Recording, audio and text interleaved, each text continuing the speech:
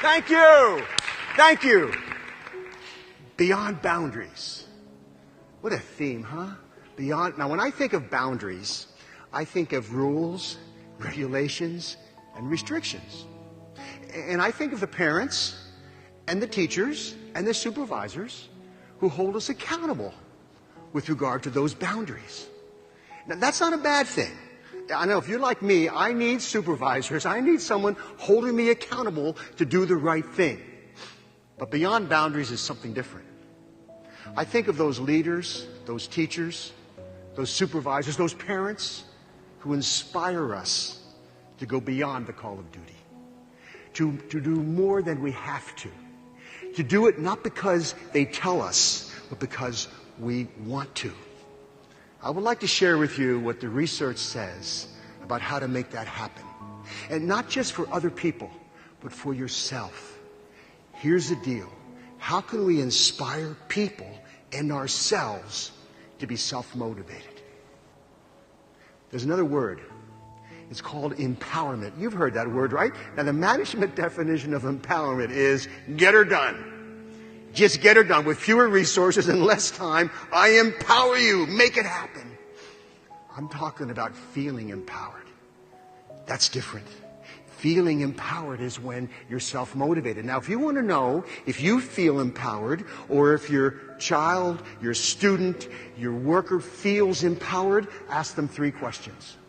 And if they say yes to these 3 questions, they will feel empowered. And by the way, this is not based on common sense. It's based on research. But you've all been there, so it'll feel like common sense. Question number 1. Can you do it? Albert Bandura calls it self-efficacy. Do you believe you can do it? Do you have the time, the knowledge, and the training to do what we're asking you to do? If you answer yes, good. Second question, will it work? Do you believe that we're asking you to do the process will work? Albert Bandura calls that response efficacy, believing that the behavior will lead to the ultimate outcome. By the way, that takes education, right? We have to show them the data. We might show them some theory. We show them, teach them why this might work.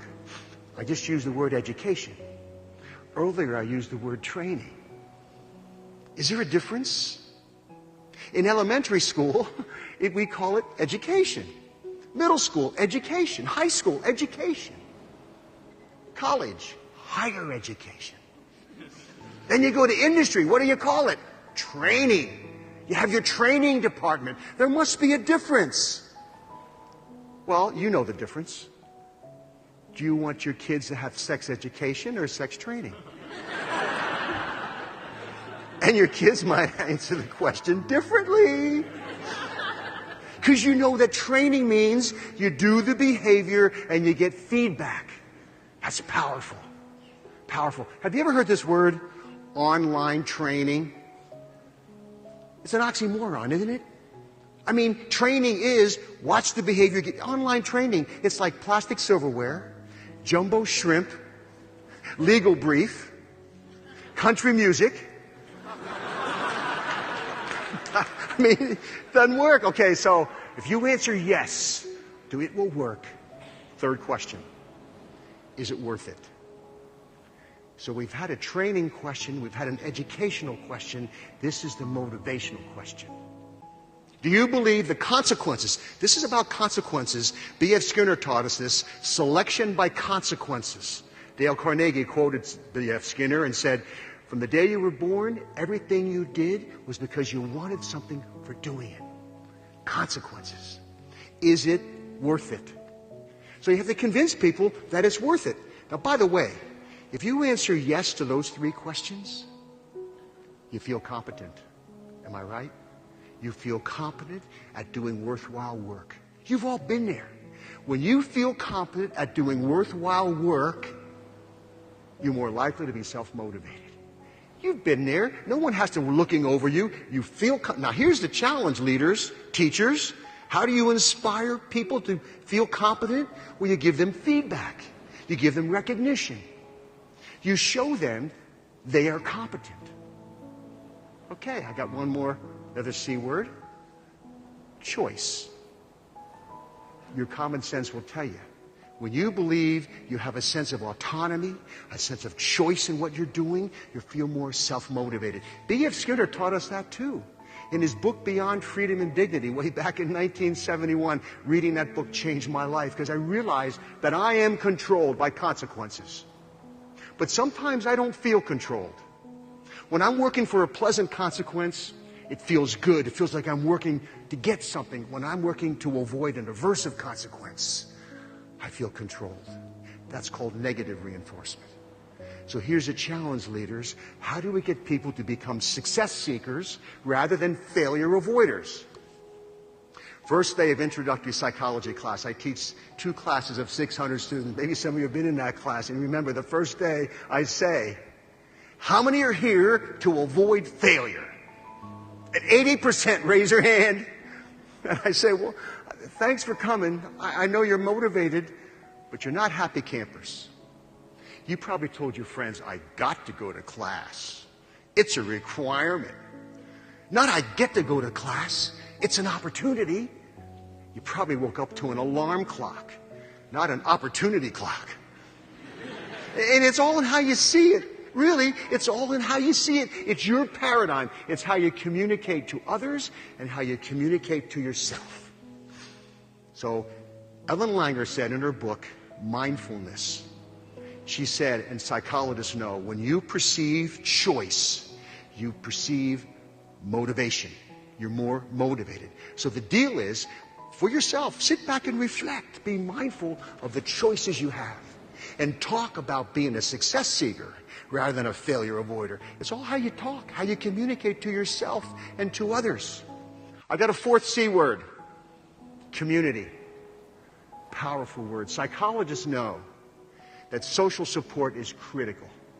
People who perceive a sense of relatedness, a sense of connection with other people, they feel motivated and they're happier.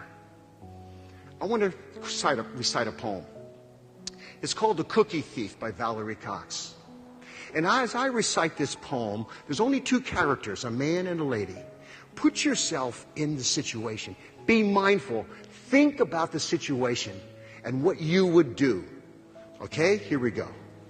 A woman was waiting in an airport one night with several hours before her flight.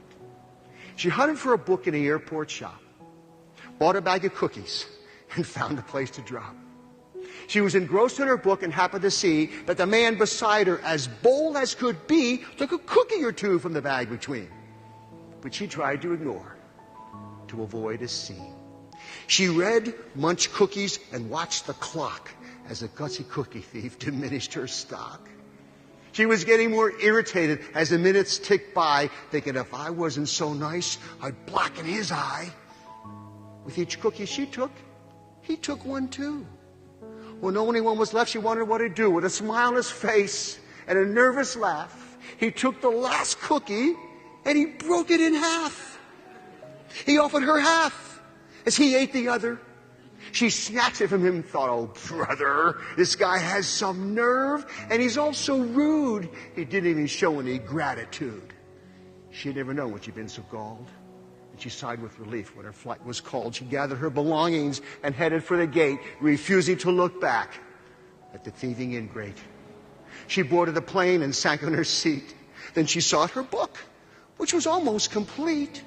As she reached in her baggage, she gasped with surprise. There was her bag of cookies in front of her eyes. If mine are here, she moaned in despair. Then the others were his, and he tried to share. Too late to apologize, she realized with grief that she was the rude one, the ingrate, the thief. So where were you where were you? Whose side were you on? Were you thinking independent or interdependent?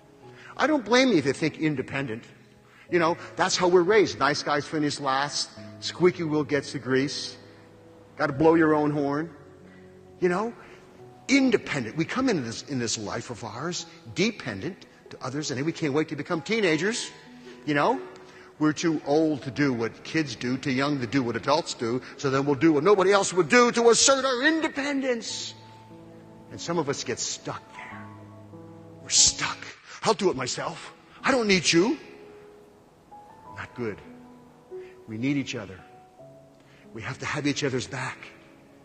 We need a sense of community. This independence culture that we got to move to interdependent. Okay, 4 C words that can fuel self-motivation and I think can fuel actively caring for people. Let me tell you a story to put it all together.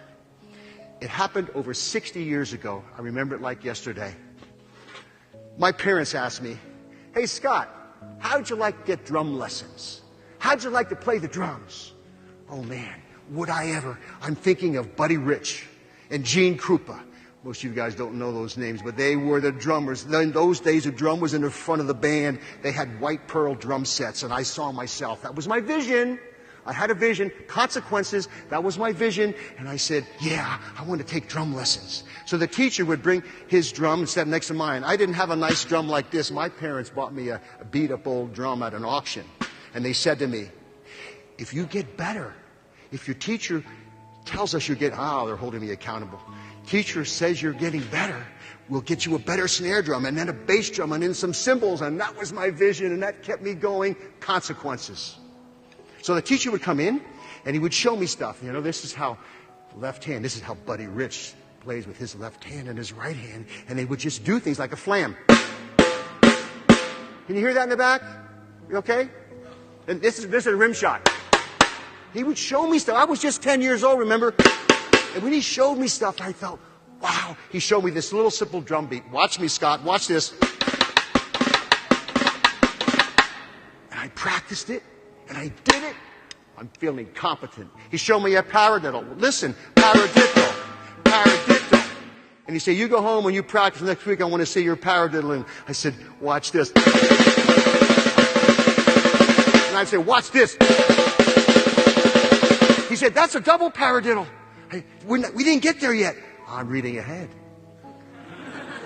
Because I'm self-motivated. I feel competent. I'm walking through Muhlenberg High School, Allentown, Pennsylvania, and I see the music teacher, and he says, I heard you're learning to play the drums. I said, yeah, and I'm getting good. He said, you can march in the band. You can be the snare drummer. Whoa, that felt good. Another vision. Then the teacher comes into these were private lessons, by the way, $2. $2, that was a long time ago. She said, Scott, you ready to do a drum roll? I said, of course, I'm ready for a drum roll. He says, watch, Scott. Here you go. Watch this. Would you do that again? Scott, this is easy. Watch me. Now you practice that, and next week, I want to see a drum roll. He comes back the next week. He says, how's your drum? I can do a paradiddle. That's regression. I want to see a drum roll. Week after week. Now we're talking about distress. Now we're talking about apathy. Now we're talking about learned helplessness. That's what psychologists call it. I remember walking through that elementary school and seeing the music teacher, and he said, so Scott, how you doing? How are the drums? Not so good. I can't do a drum roll.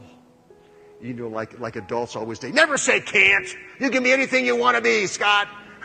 No, I can't do a drum roll. I've tried, and I've kind of given up. And he said, Scott, when you ever get overwhelmed, break it down. Break it down. Can you do a paradiddle? Yeah. Okay, what's the second beat? 2 beats. Yeah, well, that's a drum roll, Geller. It's 2 beats.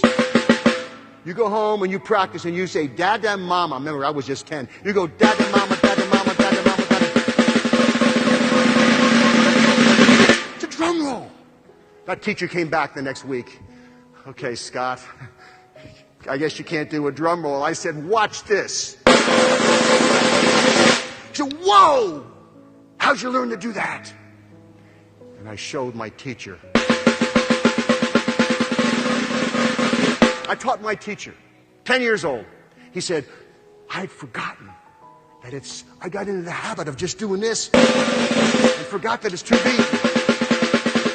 You taught me How to teach the drum roll, Scott. There's a lesson there. We can always learn from each other.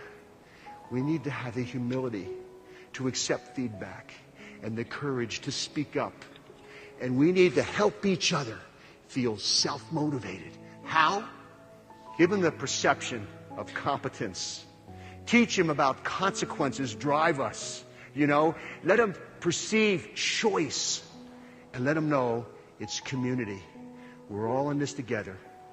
And we need each other. Thank you.